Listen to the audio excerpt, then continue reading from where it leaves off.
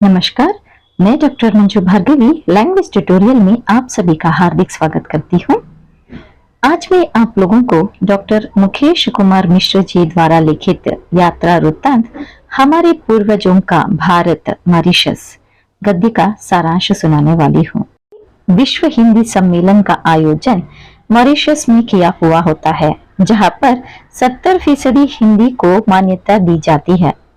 प्रस्तुत गद्य को लेखक प्रत्यक्ष रूप से पाठकों को सुनाते हैं। उनमें से कुछ प्रमुख अंशों को मैं भी लेखक की वाणी से आप लोगों को सुनाने का प्रयास करूंगी।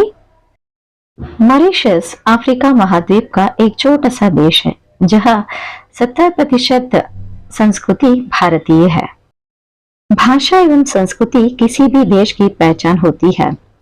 लेखक कहते हैं कि वे सौभाग्यशाली रहे जो 11वें विश्व हिंदी सम्मेलन के साक्षी बने थे। एक दिन दक्षिण भारत के शुभ चिंतक ने दूरभाषा पर 18 से 20 अगस्त 2018 के 3 आयोजन तिथि के संबंध में लेखक को सूचना देते हैं। लेखक जाने के बारे में सोच ही रहे थे, तब प्रोफेसर अलका दनपत जी का फोन मॉरिशस से आता है। मुकेश जी जयपुर का एक विरोजा समूह मॉरिशस में होने वाले 11वें विश्व हिंदी सम्मेलन के लिए कार्य कर रहे हैं, आप भी प्रयास करें, ऐसे करके लेखक पहले तो 20,000 पहला इंस्टॉलमेंट भर के अपनी सीट सुरक्षित कर लेते हैं।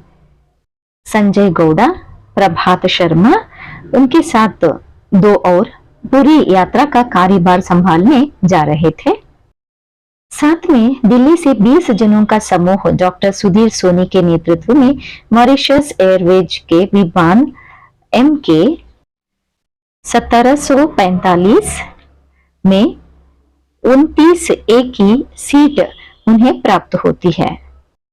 विमान यात्रा के दौरान थोड़ी ही देर एक लंबी बस में लेखक 20 लोगों के साथ होटल सिल्वर बीच के पास समुद्र और पगडंडियों के सहारे सड़क मार्ग से होटल की ओर जाते हैं।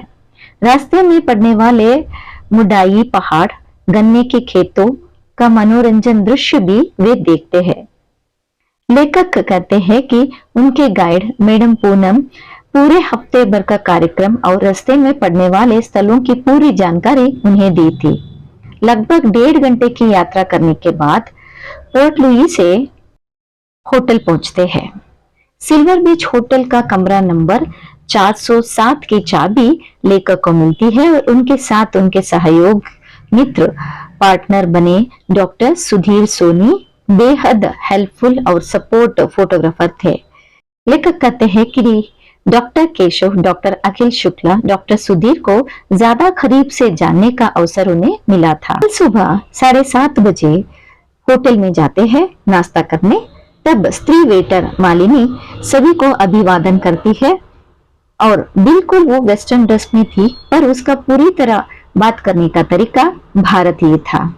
8:30 बजे वे अपनी यात्रा शुरू करते हैं। नाश्ता खत्म करने के बाद 1 घंटे यात्रा होने के बाद वो एक सुंदर पालीमार पब्लिक बीच में पहुंचते हैं, जहां पर समूह सदस्य अपने अपने ड्रेस बदलकर पूर्णतः विदेशी के जैसे दिखने लगे थे। बीच में जाने के बाद का चालक वाटरफॉल की तरफ उन्हें ले जाता है। वाटरफॉल का दृश्य बिल्कुल आश्चर्यचकित।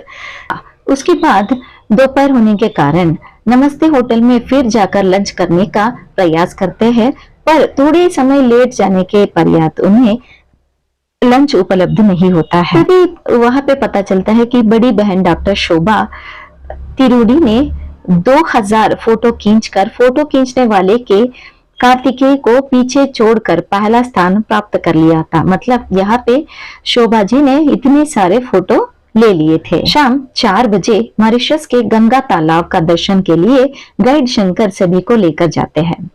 वो बताते हैं कि काशी हरिद्वार के गंगा आरती के बराबर ही यहाँ पे आरती चलती है।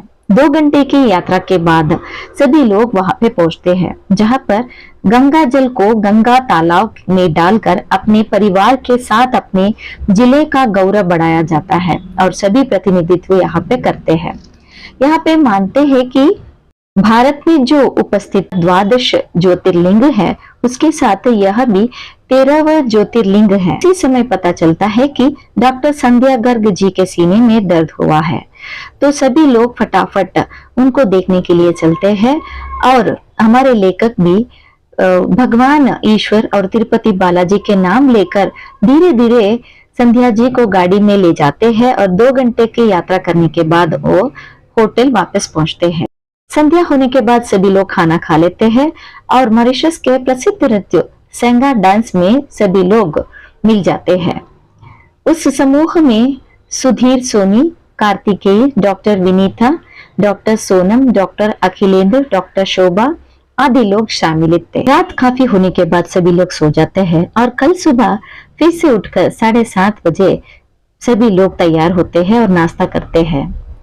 फिर 11वें विश्व हिंदी सम्मेलन के पोर्ट लुइस स्थान स्वामी विवेकानंद पर पहुंचकर इतिहास में रेखांकित होने के लिए कटिबद्ध होते हैं। सभी लोग तुलसीदास नगर द्वार पर खड़े होकर फोटो खींचने शुरू कर लेते हैं, जहां पर विश्व हिंदी सम्मेलन का बोर्ड लगा हुआ था। प्रोफेसर सदानंद गुप्त, प्रोफेसर नंद किशोर पांडे जी भी उनकी उपस्थिति पूर्णतः देते हैं दर्ज करा रहे थे। वहां पे सुशील कुमार शर्मा, इंद्रनाथ माधन चौधरी, सुरेश ऋतुपर्ण, पुष्पा अवस्थी, अन्ना चिनकोना आदि लोग वहां पे मौजूद थे। कार्यक्रम का शुभारंभ होता है विदेश मंत्री भारत सरकार Shrimati Sushma Swaraj, Shri VK. Sinha, MJ. Akbar, doctor Kesari Nath Tripathi, doctor Mridula Sinha, Mauritius के प्रधानमंत्री, कार्यवाहक राष्ट्रपति, शिक्षा मंत्री श्री लीला देवी लक्ष्मण आदि संबोधन करते हैं। 11वें विश्व हिंदी सम्मेलन का शुभारंभ होता है।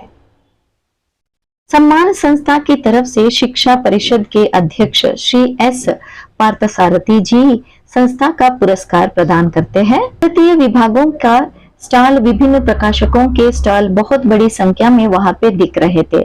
हर बड़ा छोटा लेखक भागम भाग अपने को कैमरे में कैद करने में लगे हुए थे। कार्यक्रम का अंत होने के बाद फिर से वे लोग गंगा तालाब में पहुंचते हैं। पिछले दिन तो दर्शन नहीं हो पाए थे, यहाँ पर पहुंचकर आरती का दर्शन लेने का प्रयास करते हैं। वहां पे भगवान शंकर की लगभग 110 फीट की मूर्ति का फोटो दृश्य निकालकर सभी अपने को इतिहास के पन्नों में अंकित कर लेते हैं। गंगा तालाब का दर्शन कर लेते हैं और सभी लोग कैब में बैठ जाते हैं।